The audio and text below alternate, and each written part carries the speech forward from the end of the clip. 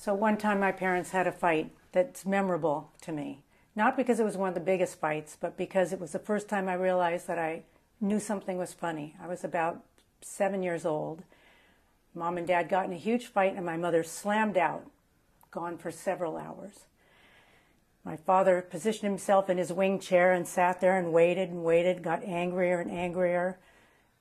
A few hours later, my mother swept in, slammed the door, and she took his stance, folded her arms, and he said, "Where the hell were you?" And she said, "I went to the bank, stupid." And he said, "Yeah, and you came back the same way." And there was dead silence for a minute, and then I thought I knew that was funny, and I started to laugh. And pretty soon my mother started to laugh, my father started to laugh, and even my sister laughed, although she had no idea why she was laughing. She was just happy it didn't seem tense anymore.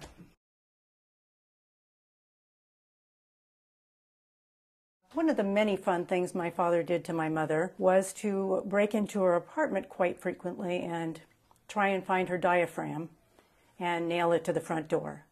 This served a couple of purposes. He felt he'd let her know that he'd been there, that he'd found it, and that she couldn't use it. He did this several times, so she'd have to go to the drugstore and order a new diaphragm. And after this happened about 3 or 4 times, the pharmacist kind of took her aside and said, "You know, Miss Whitney, these are reusable." I would spend the weekend with my mom and sister.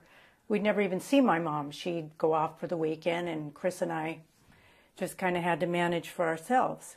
Chris was very savvy. I mean, she knew how to panhandle, she knew how to steal, and at one point she said, "You're going to have to pull your own weight. You're going to have to steal something or you're not going to get to share my food." So we went down to the corner market. You walk in and just kind of go around the aisles, and when you see me come in, I'll be talking to the clerk, and that's when you make your move. You take something.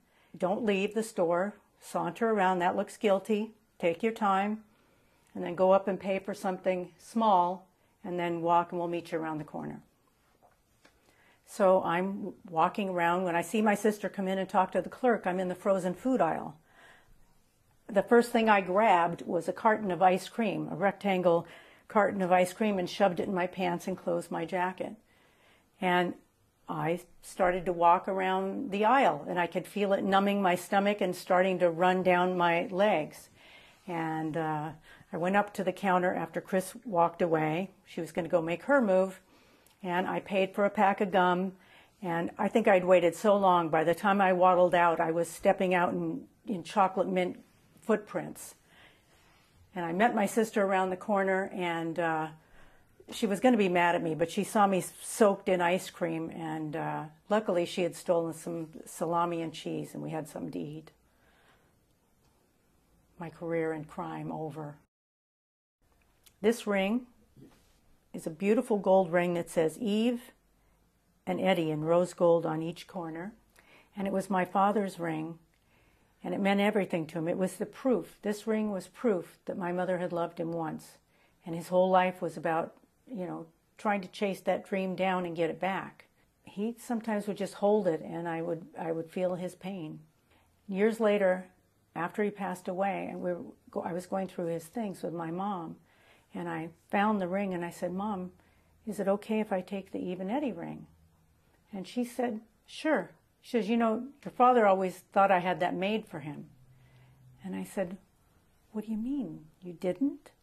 And she said, "No, I was dating Rita Hayworth's ex-husband, Eddie Judson, and he gave it to me. And it said Eve and Eddie." She says, "What am I going to do with it? Who am I going to give it to?" I'm telling you, I was flabbergasted because this ring sustained him his whole life and made him think that my mother must have loved him once. So to find out that none of that was true, I'm just really glad he never knew.